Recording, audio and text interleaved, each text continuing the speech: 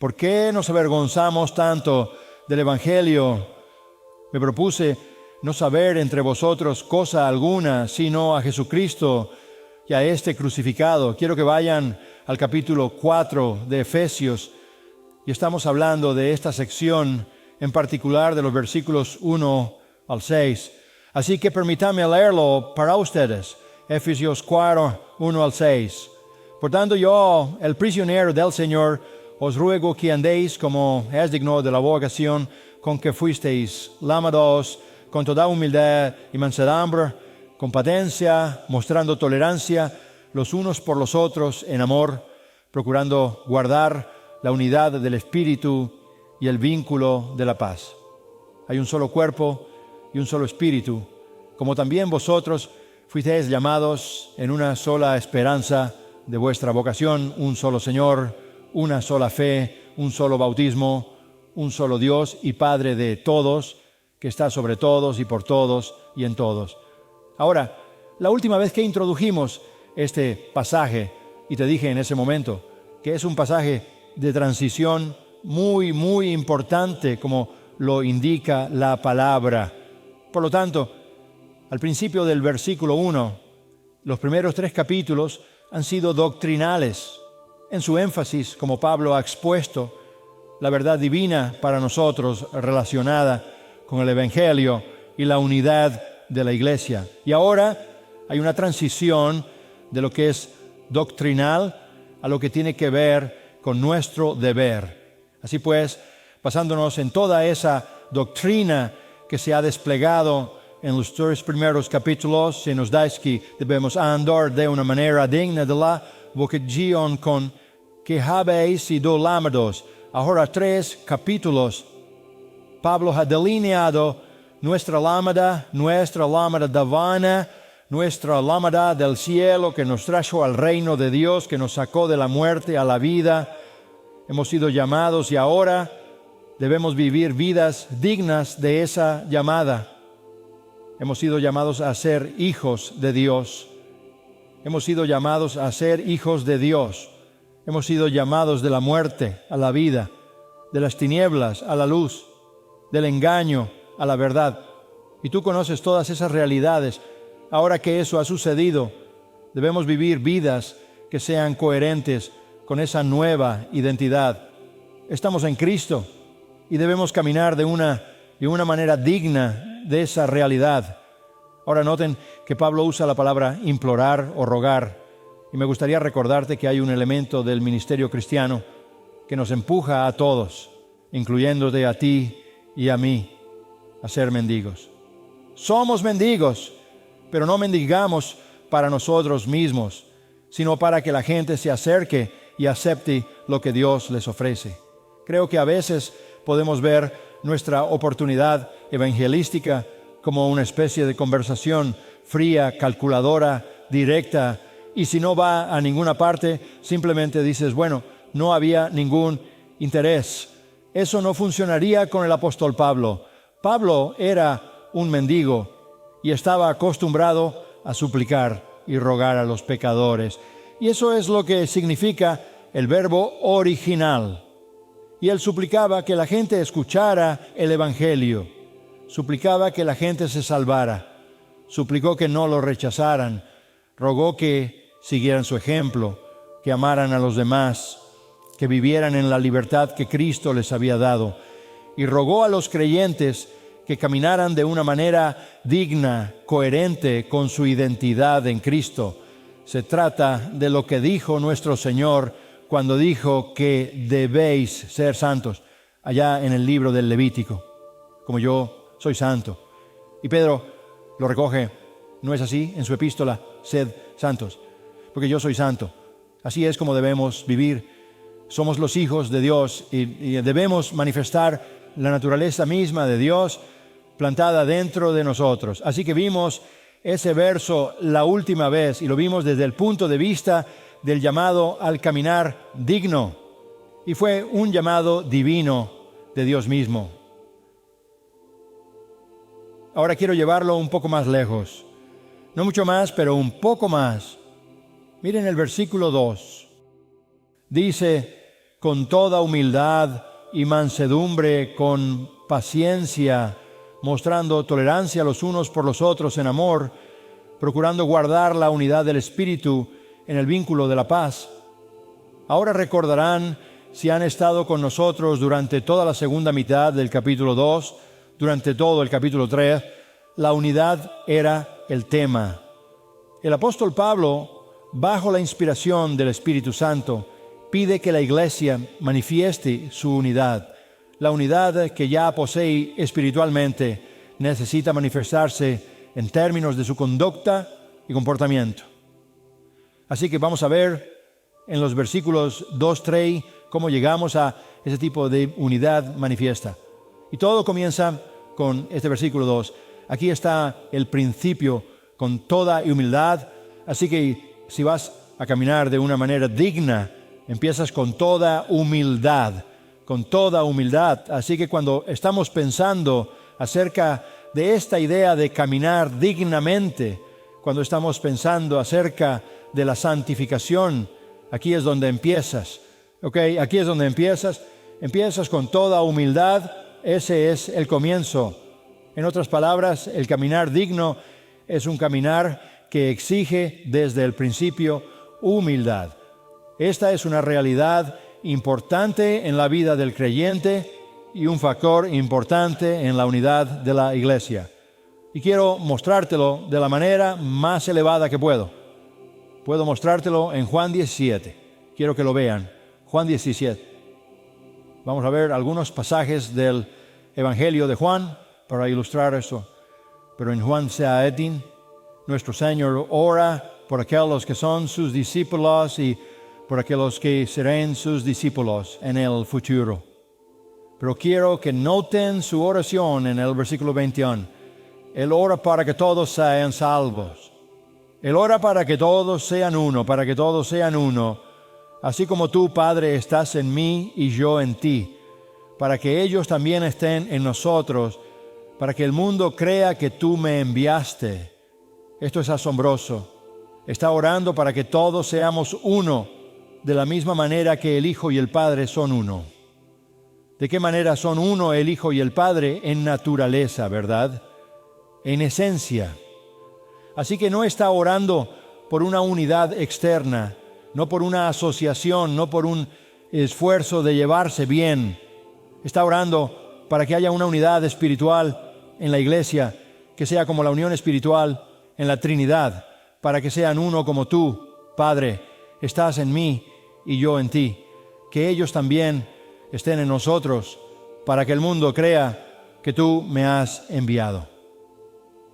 El poder de la iglesia para demostrar al mundo que Cristo es el Salvador es cuando el mundo tiene la misma clase, cuando la iglesia tiene la misma clase de unidad que comparten el Padre y el Hijo. Fíjate en el versículo 22. La gloria que me has dado, yo les he dado, para que sean uno como nosotros somos uno. Se nota que no habla de algo externo, habla de algo interno, de algo profundo. Aquí, así como el Padre y el Hijo son uno en naturaleza y ser, así ora para que la iglesia tenga esa misma vida espiritual común. El versículo 23 va más allá. Yo en ellos y vosotros en mí. Y si tú estás en mí y yo en él, entonces todos somos uno en él. Para que sean perfeccionados en unidad, en otras palabras, es una unidad de esencia. Es una unidad de la vida real, es la unidad de la vida eterna, que es Dios que mora en el creyente, en la presencia de Dios, Padre, Hijo y Espíritu Santo, para que el mundo. Y dice que por segunda vez sepan que tú me enviaste y que los has amado a ellos como también a mí me has amado. ¿Cómo va a saber el mundo que Cristo es el verdadero Redentor? ¿Cómo va a saber el mundo que Dios le ama cuando vea esta unidad de vida en la iglesia? Es algo muy profundo, no es algo organizativo, no es algo externo en ningún sentido. Se trata de una unión espiritual. ¿Crees que el Padre respondió a esa oración? ¿No somos uno con Cristo? ¿No estamos habitados por el Padre? ¿No somos habitados por el Hijo? ¿No somos habitados por el Espíritu? ¿No somos uno con el otro? El que está unido al Señor es uno espíritu. Somos uno con Él y por lo tanto el uno con el otro. Esta es nuestra vida eterna común. Compartimos la misma vida. Así que Jesús en realidad está orando por una unidad en la iglesia que es esencial. Es como la unidad misma de la Trinidad. Y te daré una ilustración de ello. Mira el capítulo 5 de Juan. Juan capítulo 5. Los judíos se habían enfrentado a Jesús y estaban muy molestos porque Él había quebrantado su sabbat, y esto trajo a colación el tema de por qué Él tenía derecho a quebrantar el sabbat. Y Jesús les da una respuesta que va mucho más allá de eso. Pero lo que hace aquí es hablar de que Él y el Padre son uno. Toda la conversación que comienza en el capítulo 5, en el versículo 16, y continúa a través de ese capítulo e incluso más allá, define la forma en que el Padre y el Hijo son uno. Así que veámoslo, versículo 15, Empecemos en el versículo 16. Los judíos persiguen a Jesús porque hacía cosas en sábado que no se deben hacer. Pero Él le respondió: mi Padre está trabajando hasta ahora y yo mismo estoy trabajando. El sábado nunca fue para Jesús. El sabbat fue hecho para el hombre, nunca fue para Jesús. Él y el Padre eran uno en derechos. El sábado no puso ninguna limitación al Padre, entonces no podía poner una limitación en el Hijo. Ellos son uno en derechos. Todo lo que el Padre tiene derecho a hacer, yo tengo derecho a hacerlo. Y esto los catapultó al versículo 18, donde están buscando matarlo, porque no solo estás quebrantando el sábado, sino llamando a Dios su propio Padre, haciéndose igual a Dios. Ellos lo entendieron. Él realmente dijo: tengo los mismos derechos que Dios. Eso es unidad trinitaria. El Hijo y el Padre tienen los mismos derechos. Mira el versículo 19. Tienen el mismo propósito. Por tanto, respondiendo Jesús, les decía: de cierto os digo, no puede el Hijo hacer nada por sí mismo, sino lo que ve hacer al Padre. Porque todo lo que el Padre hace, también lo hace el Hijo. De la misma manera, tienen el mismo propósito, tienen los mismos derechos y tienen los mismos objetivos, las mismas metas, el mismo propósito. Por lo tanto, hacen las mismas cosas.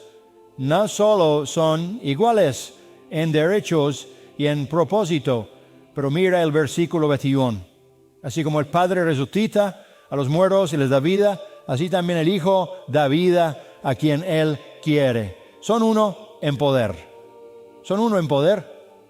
El Padre y el Hijo tienen el mismo poder divino para resucitar a los muertos. En este caso, versículo 23, son uno en honor para que todos honren al Hijo, así como honran al Padre. El que no honra al Hijo no honra al Padre que lo envió. Uno en derechos, uno en propósito, uno en poder, uno en honor. Y baja al verso 26, porque así como el Padre tiene vida en sí mismo, así también dio al Hijo que tenga vida en sí mismo. Son uno en ser la fuente de la vida. Son uno en ser la fuente de la vida. En el verso 27. Y le dio autoridad para ejecutar juicio, porque es el Hijo del Hombre. Son uno en autoridad. Cualquier cosa que el Padre tiene el derecho de hacer, el Hijo tiene la autoridad de hacer también. Son uno en voluntad. Mira el versículo 30 del capítulo 5. No puedo hacer nada por mi propia iniciativa, pues oigo, juzgo. Y mi juicio es justo porque no busco mi propia voluntad, sino la voluntad del que me envió. Esta es una impresionante porción de la Escritura donde el Hijo dice: yo y el Padre somos uno en derechos y propósito y poder y honor, en la habilidad de dar vida, en autoridad y en voluntad. Abajo en el verso 36, el testimonio que tengo es mayor que el testimonio de Juan, por las obras que el Padre me ha dado para realizar. Las mismas obras que hago testifican de mí que el Padre me ha enviado. Son iguales en obras, son uno en obras. Abajo, en el versículo 43, son uno en nombre. He venido en nombre de mi Padre y no me recibís. Si otro viene en su propio nombre, le recibiréis. Yo soy uno en nombre con el Padre, es decir, venimos de la misma divinidad eterna, divina eterna. Si vas al capítulo 7 del Evangelio de Juan, en el verso 16, Jesús dice, mi enseñanza no es mía, sino de Él que me envió. Son uno en doctrina, uno en doctrina. En el capítulo 2 del Evangelio de Juan, en el verso 44, Jesús gritó y dijo, el que cree en mí no cree en mí, sino en el que me envió. Son uno en ser los objetos de la fe salvadora. Son uno en la salvación. Y luego en Juan 17 y verso 1, Jesús dice levantando sus ojos al cielo, Padre, ha llegado la hora. Glorifica a tu Hijo para que el Hijo te glorifique a ti. Glorifica a tu Hijo para que el Hijo te glorifique. Son uno en gloria. Ahora, esto es entender la Trinidad por las mismas palabras de Jesús. Uno en derechos, uno en propósito, uno en poder, uno en honor, uno en dar vida, uno en autoridad, uno en voluntad, uno en obras, uno en nombre, uno en doctrina, uno en salvación y uno en gloria. Y obviamente podríamos ir un paso más allá, uno en santidad, dicho. ¿Y qué? ¿A qué nos lleva todo esto? A esto. Jesús reza en Juan 17 para que seamos uno, como el Hijo y el Padre son uno. No está hablando de un tipo superficial de unidad. Habla de esta profunda realidad espiritual en la que somos uno, con la comunión misma de la naturaleza divina. Pedro lo expresa así: somos partícipes de la naturaleza divina. Dios vive en nosotros. Él habita en nosotros. Esta es la oración que reza nuestro Señor. Y si eso se manifiesta como se manifestó en el Señor Jesús, entonces el mundo sabrá que Dios nos ha enviado. La unidad es muy importante. Ser de una sola mente, un solo corazón, una sola voluntad, un solo propósito. Todos participamos de la naturaleza divina, somos uno en Cristo, pero no siempre se manifiesta. Eso es lo triste. ¿Cuál es el camino para hacerla visible? Llevarla de la realidad invisible a la realidad visible. Y la respuesta vuelve a Efesios. La respuesta comienza con toda humildad. Si quieres caminar de una manera, y caminar significa conducta diaria digna de tu llamado divino y de esta increíble unión espiritual con la Trinidad. Si quieres caminar dignamente, entonces comienza con toda humildad. Es un llamado elevado con un caminar humilde que puede parecer un poco contraintuitivo. Es típicamente humano pensar que si tienes algún tipo de vocación elevada, entonces tal vez deberías asegurarte de que todos los demás te eleven al lugar que te corresponde. La santificación comienza con la humildad. Toda humildad, toda humildad. Y la palabra humildad aquí está compuesta de dos palabras griegas. Una significa pensar o juzgar. La otra significa bajo. Puede ser pobre, insignificante, sin importancia, innoble, cobarde. Piensa en ti mismo de una manera humilde. Esta es la ironía de ser un hijo de Dios. Eres tan elevado como para tener a la Trinidad viva en ti, y sin embargo tienes que pensar en ti mismo como humilde. A propósito, esta palabra que se usa aquí, una palabra griega combinada, tapeno, frosune, una palabra griega combinada, no aparece en ninguna parte del griego clásico. No se puede encontrar en griego clásico. La única forma en que se ha encontrado es en el Nuevo Testamento, porque los griegos clásicos veían la humildad como una debilidad, no como algo noble. John Wesley escribió: ni los romanos ni los griegos tenían una palabra para humildad. En la literatura secular de los 2 primeros siglos de nuestra era, la humildad, si aparece en algún lugar de la cultura, aparece como una debilidad. Pensar humildemente, ser débil, ser cobarde, ser pusilánime, tener una mente servil, dice el léxico. Los paganos, como podríamos esperar, porque esta es la posición por defecto de todos los pecadores caídos. Mira la humildad como una virtud débil, sí, la virtud en absoluto. Es lamentable, lamentable. Y por eso no hay ninguna palabra en el griego clásico que en algún sentido eleve la humildad, pero Dios la eleva y llama no solo a la humildad ocasional o tal vez a uno u otro tipo de humildad, sino a toda humildad total, nada más que humildad. Es la posición básica, la posición por defecto de la santificación. Empieza por humillarte. Ahora tenemos un modelo increíble para esto y no nos sorprende. Vayamos a Filipenses 2. Pablo dice, haz que mi gozo sea completo. Quiero detenerme aquí. Esto es todo lo que pide. Su gozo es completo en este punto. No está pidiendo una lista de cosas. Haz que mi gozo sea completo. Esto lo hará. Sean de la misma mente, manteniendo el mismo amor, unidos en espíritu, con un solo propósito. En otras palabras, vive en el mundo de manera que refleje la imagen de Dios que ves. Incluso en la Trinidad, el Padre y el Hijo y el Espíritu tienen la misma mente, mantienen el mismo amor, están unidos y se proponen un mismo fin. Así debe vivir la Iglesia en el mundo. Que esa unidad invisible sea visible es un reto para nosotros. Así que Pablo vuelve a nosotros en el versículo 3 y nos dice que tenemos que decir no a ciertas cosas. No hagáis nada por egoísmo o por vanagloria, sino con humildad de espíritu. Consideraros los unos a los otros es más importante que vosotros mismos. No miréis por vuestros intereses personales, sino también por los intereses de los demás. Abnegación. Esta auténtica unidad espiritual no puede manifestarse a menos que decidamos que vamos a tener la misma mente, el mismo amor, el mismo espíritu, el mismo propósito.